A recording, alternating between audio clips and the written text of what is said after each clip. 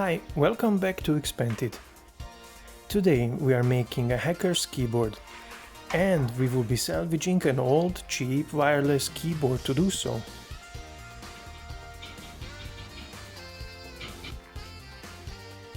As you can see, this device actually has a rainbow backlight and very tiny gaps between keys where lights can seep through. This is not good. We need to let more light through, as hackers need to see the keyboard in the dark. We already experimented with some keys trying to sand the paint off. And for real hackers, the only acceptable color can be green. Just check the matrix if you don't believe. Haha.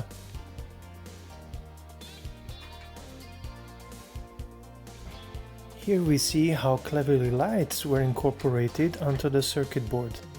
A transparent sheet of plastic with strategically printed white dots reflecting lights emitted by sideways pointing LED diodes. The color reflection is enhanced by a white background foil. Quite clever in fact. So it might actually be sufficient if we cleverly filter the lights. For that, we need to get out and source our filters. The local store had some options. Most important is to find material that can strategically block parts of the light spectrum.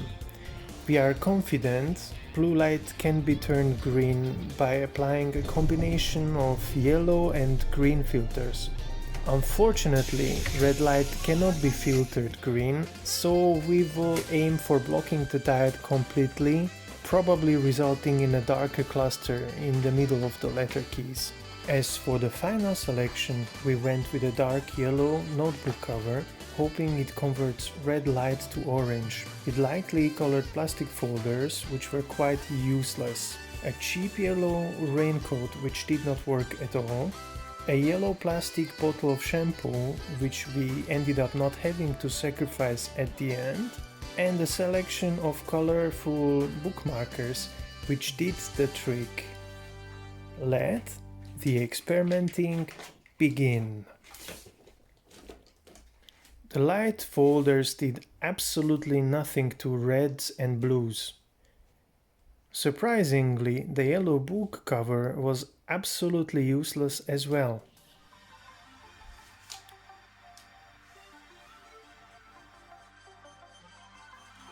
Take another look at this rainbow.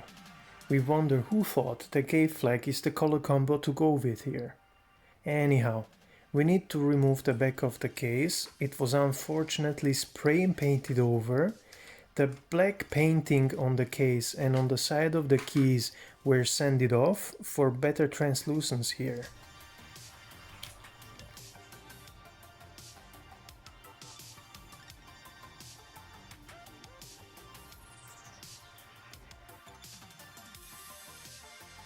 Here we see the final solution we went with. The semi-transparent stickers worked like a charm, and they allowed for a no soldering, non-invasive intervention. Now let's put it all back together. Let's also hope we did not damage any of the wires or connections on the circuit board. While we are assembling the case, it is worth mentioning we also investigated the option of installing custom LED stripes. The reason we abandoned the idea is that all the options available had a stronger power input than generated by the keyboard's built-in battery. This practically meant installing one might lead to lights which won't go off, or if the battery was upgraded, the onboard circuitry might be damaged in the long run, leading to no lights and no keyboard.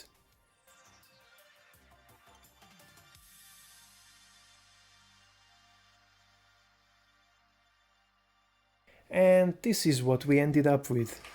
The camera is slightly distorting the green. Greens appear more blue than off camera. Next comes the keys. If you really want to play but have no puzzles at home, trust me, The next best thing is to correctly reattach the keyboard keys.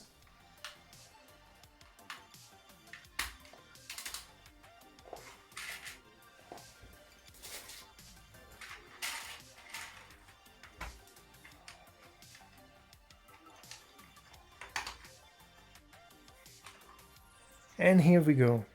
This is our sanded, polished, color filtered and reassembled cheap hacker's keyboard. There is significantly more light slipping through the sanded plastic parts. The red light was not completely turned off, but it got reduced significantly. The dark blue segments, however, turned out greener than expected.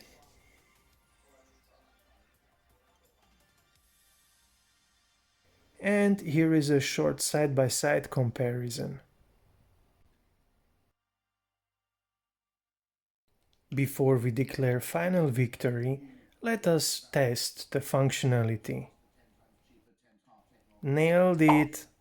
It would mean a lot if you liked and subscribed. Thank you.